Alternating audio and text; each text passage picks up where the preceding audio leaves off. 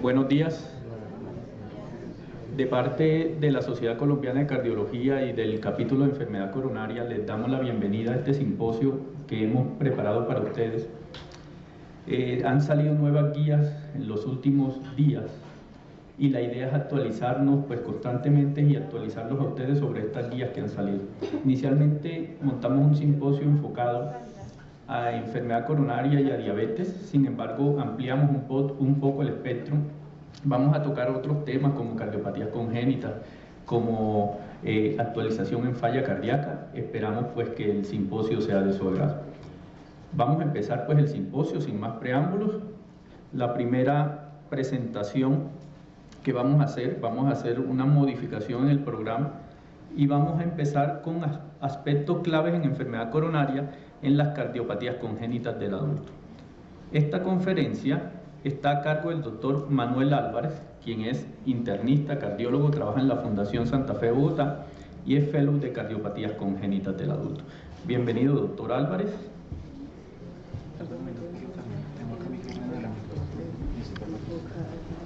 Bueno, muy buenos días. Para mí es un gusto estar en la mañana de hoy con ustedes y poder ser el que inicia este evento. También es algo que me llena de mucho agrado. Primero quiero agradecer a la Sociedad Colombiana de Cardiología y al doctor Méndez por la invitación a este evento. Vamos a tratar en los próximos 20 minutos de abordar una temática que es un poco interesante y algo novedosa en algunos aspectos, que es lo que tiene que ver con enfermedad coronaria asociada a las cardiopatías congénitas del adulto.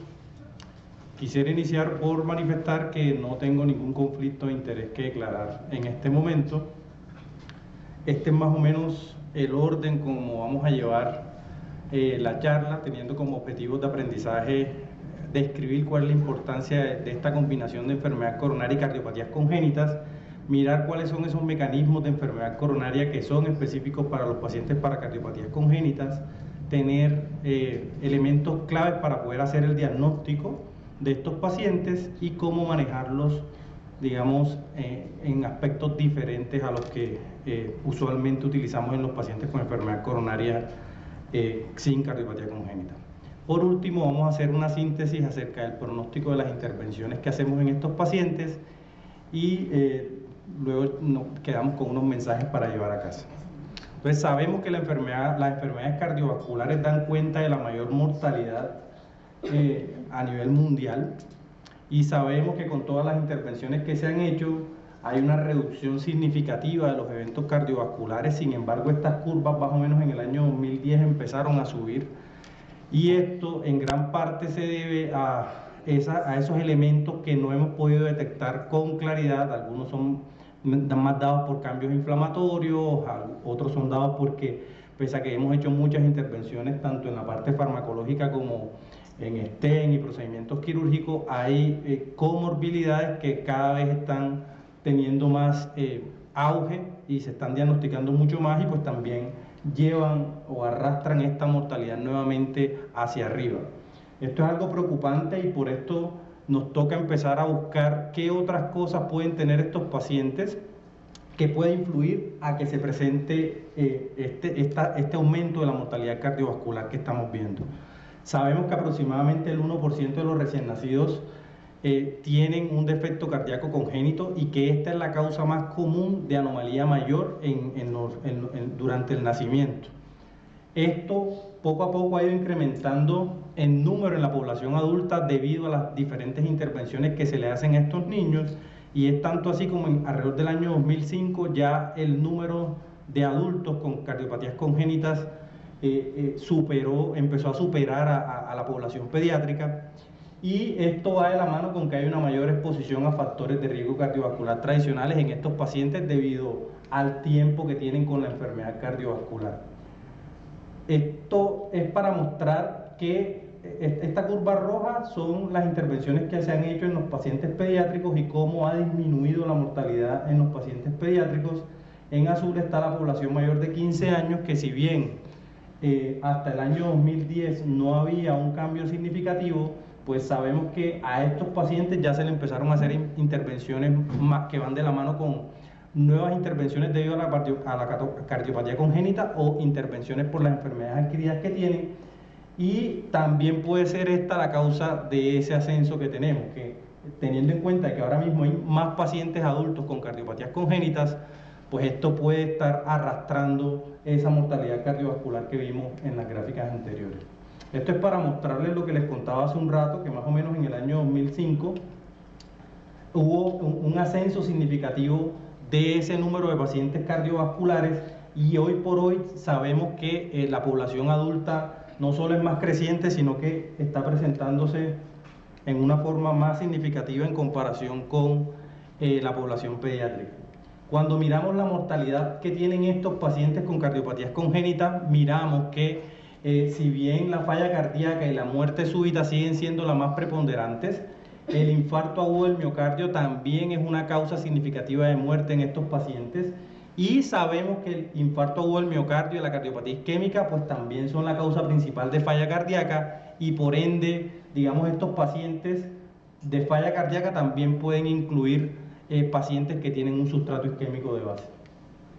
Y es importante esto porque cuando vemos los pacientes con falla cardíaca y cardiopatías congénitas, estos pacientes usualmente tienen un curso que es peor que el paciente que no tiene cardiopatía congénita, tienen más hospitalizaciones, y esto tiene obviamente muchos más costos en salud y un aumento significativo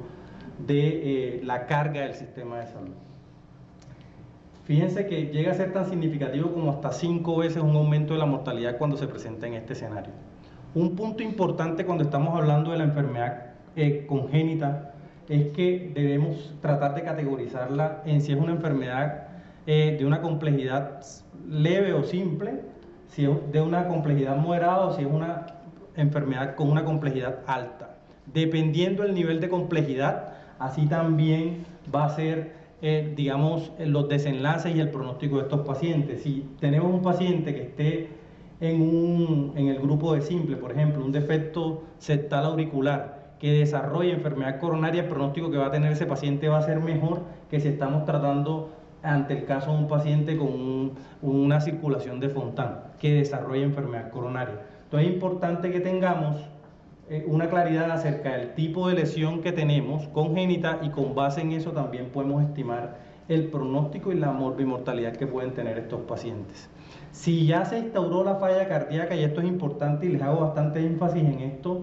digamos que sabemos que la mortalidad de estos pacientes en comparación con un paciente que no tiene cardiopatías congénitas se puede incrementar hasta 1.5 veces más. Y las curvas en los pacientes con cardiopatías congénitas, fíjense que son, o sea, aparecen mucho más temprano el deterioro, y probablemente se va a necesitar realizar trasplante cardíaco en estos pacientes en una forma más temprana.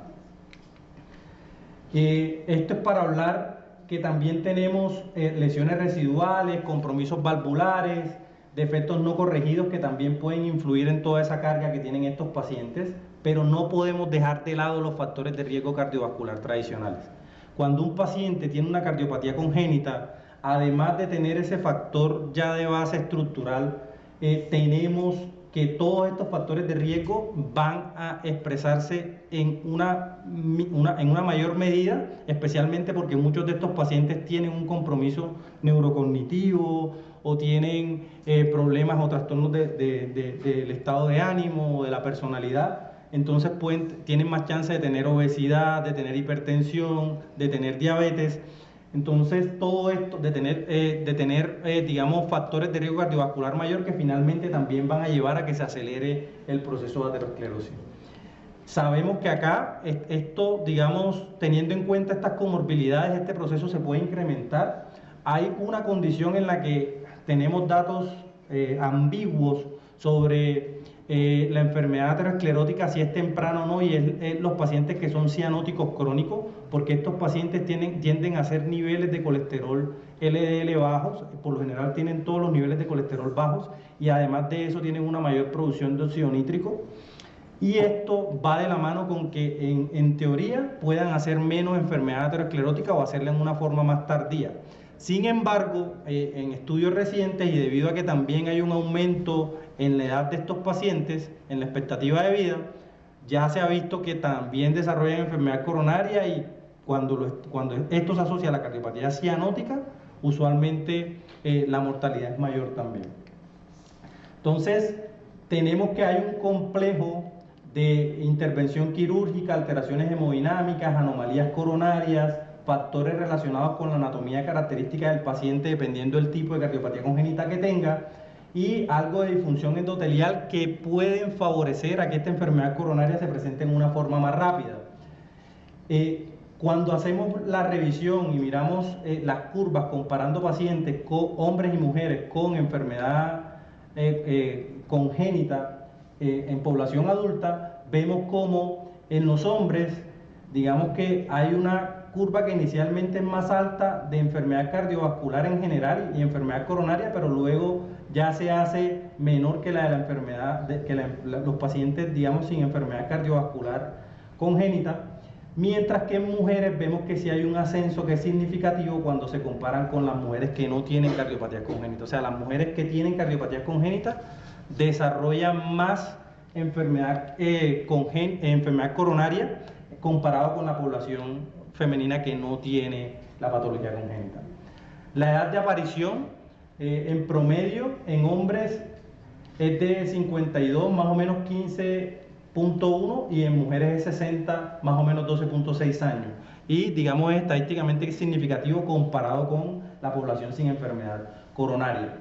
Un punto importante y bastante significativo es aquellos pacientes que tienen enfermedad congénita que desarrollan un evento inicial de infarto de miocardio. Sabemos que estos pacientes pueden llegar a tener hasta 1.6 veces más riesgo de desarrollar un infarto agudo del miocardio. Y no solo eso, sino que tienden a tener eventos recurrentes y más mortalidad en comparación con los pacientes que no tienen enfermedad congénita. Otro punto importante es que dependiendo de las intervenciones quirúrgicas, por ejemplo, en los pacientes en los que se hace switch arterial por tetralogía, por transposición de grandes vasos, esos pacientes por la intervención y como tienen que hacer una reimplantación de las coronarias, muchas veces pueden quedar con defectos en los orígenes de esas coronarias que pueden conllevar a que el paciente tenga más enfermedad coronaria temprana o incluso fenómenos obstructivos debido a esa obstrucción. El espectro clínico de la enfermedad coronaria va a expresarse igual que en los pacientes que no tienen cardiopatías congénitas y vamos a tener también el espectro de síndrome coronario agudo y síndrome coronario crónico, como más adelante también vamos a desarrollarlo en la guía. El síntoma principal acá en estos pacientes, pues también tenemos que tener el dolor como un síntoma importante. Sin embargo, poniendo el ejemplo que les puse antes de la transposición de grandes vasos y la reimplantación de las coronarias, esos pacientes también tienen un componente sensitivo que muchas veces se puede alterar y pueden no hacer dolor. Entonces en estos pacientes el síntoma predominante puede ser la disnea. Entonces es importante que si estos pacientes con cardiopatía congénita presentan esos equivalentes anginosos que nosotros tradicionalmente manejamos, pues también le prestemos atención a ese síntoma como un indicador o una bandera roja de que puede haber una enfermedad coronaria en los mismos. Para el enfoque de el diagnóstico, en esta clase de pacientes cada vez está tomando más fuerza el uso del angiotac para la evaluación de las coronarias y la evaluación de la aorta en sí, precisamente por la gran frecuencia de anomalías congénitas de las coronarias que se presentan en estos pacientes, que puede llegar a ser incluso hasta unas 5 a 7 veces más que en la población que no tiene cardiopatía congénita. En lo que tiene que ver con los biomarcadores, tenemos el mismo estándar de la troponina y también los catalogamos como un daño miocárdico agudo o crónico en función de este biomarcador. El cateterismo cardíaco, la angiografía coronaria, aquí tenemos que tener unas consideraciones muy presentes en estos pacientes. Lo primero es si se puede realizar el acceso vascular radial, porque muchas veces estos pacientes la arteria subclavia la utilizan para hacer derivaciones como el VT shunt y en ese caso no podríamos utilizar el acceso radial para hacer los cateterismos en estos pacientes. Como les decía, las anomalías de las arterias coronarias son muy frecuentes y digamos que hay patologías en las que claramente está establecido que la proporción puede llegar a ser tan alta como hasta un 36%. Entonces, por eso es importante tratar de tener, aunque el cateterismo nos puede mostrar la anomalía coronaria, también debemos tratar de tener un estudio imagenológico, valernos de la imagen multimodal para poder ver cómo están esas coronarias en sí. También hay que tener muy en cuenta que estos pacientes tienden a tener un mayor riesgo de complicaciones periprocedimiento, tienden a tener más sangrado, más lesión renal por contraste, más arritmia y más inestabilidad hemodinámica. Y esto más que todo va a estar dado porque la mayoría de las cardiopatías congénitas, sobre todo las que son de moderada y severa complejidad, son cardiopatías que tienen un compromiso sistémico y que no solamente se limita al corazón. Hay un punto importante y es que siempre tenemos que hacer un abordaje multidisciplinario y es muy importante en toda la revisión de los casos que siempre tengamos de la mano al grupo quirúrgico y al grupo de imagen cardiovascular para la evaluación de los pacientes. Entonces, cuando estamos hablando de anomalías de las arterias coronarias, sabemos que pueden tener un origen anómalo porque pueden nacer del seno coronario derecho o del seno coronariano izquierdo, o pueden incluso no tener un nacimiento o pueden tener una ausencia del tronco principal izquierdo, o pueden tener vasos únicos, o pueden tener cursos que vayan intramusculares o intramurales, o pueden tener trastornos en la terminación del vaso, como pueden ser las fístulas o las estenosis, y todo esto puede ir de la mano con que el paciente pueda desarrollar no solo síntomas de enfermedad coronaria, sino también más eventos ateroscleróticos tempranos. Acá les quería, hablar puntualmente de los pacientes que tienen hipertensión arterial pulmonar. Estos pacientes pueden hacer compresiones de la arteria coronaria izquierda del tronco principal como consecuencia de la dilatación que puede tener la arteria pulmonar. Entonces es importante que en esos pacientes que tienen hipertensión pulmonar, cianóticos crónicos o no, que se tenga en cuenta que muchas veces pueden hacer dolor también por esto. Y si es así, esos pacientes se pueden beneficiar de intervenciones, y fíjense que la intervención principal a hacer en esos pacientes también es el implante stent la mayoría de las veces. Entonces, ya hablando un poco del tratamiento, vamos a hacer un manejo que es similar, y pues esto lo vamos a desarrollar más en la guía, pero hablando puntualmente de los pacientes con cardiopatías congénitas, lo que nos toca es mirar la anatomía para saber si se benefician de intentar llevarlo a un procedimiento percutáneo o si definitivamente necesitan un manejo quirúrgico temprano cuando tienen los síntomas. Y también tenemos que basarnos en todo el manejo de prevención secundaria de estos pacientes, que pues lo vamos a escribir también cuando hablemos de síndrome coronario crónico y síndrome coronario agudo.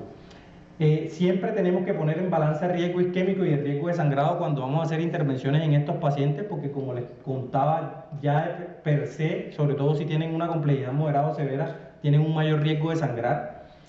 Debemos valernos de los antiagregantes y en algunos casos de los anticoagulantes, porque también es muy frecuente que se presenten taquiarritmias auriculares en estos pacientes de tipo fibrilación auricular o aleteo auricular. Entonces muchas veces ya el paciente viene anticoagulado,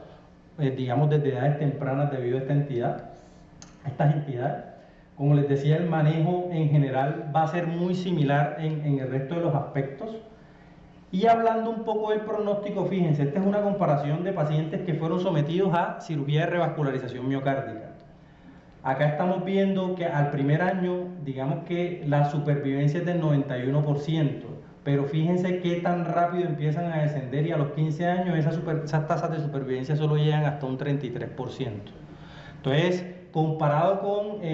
la población sin cardiopatías congénitas, obviamente la mortalidad está aumentada significativamente en este grupo de pacientes después de la revascularización. La mayoría de las intervenciones que se hicieron en estos pacientes fueron de vasos únicos, máximo de 2 vasos, o sea, no son de múltiples vasos, y aún así la mortalidad es bastante alta en este grupo de pacientes.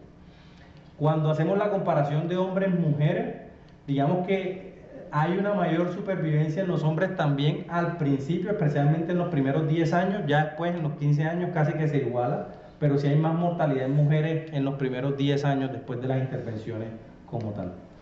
Entonces, ya para finalizar, sí hay mayor riesgo de enfermedad coronaria en estos pacientes, sí hay una diferencia más marcada, especialmente en esos pacientes jóvenes, en mujeres y en los pacientes con casos complejos o más severos.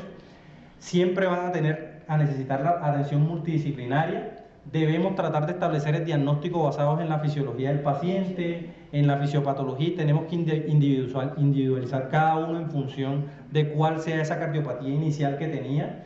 y con base en eso mirar si hay un beneficio real de las intervenciones que podemos hacer para tratar de mejorar síntomas y calidad de vida. Debemos intentar hacer tamizaje temprano cuando el paciente desarrolle síntomas, incluso si no es dolor torácico, sino equivalente a anginoso, y no olvidarnos de manejar los factores de riesgo cardiovascular tradicionales en estos pacientes y el compromiso multisistémico que sabemos que va de la mano de los pacientes que tienen cardiopatías congénitas. Muchísimas gracias.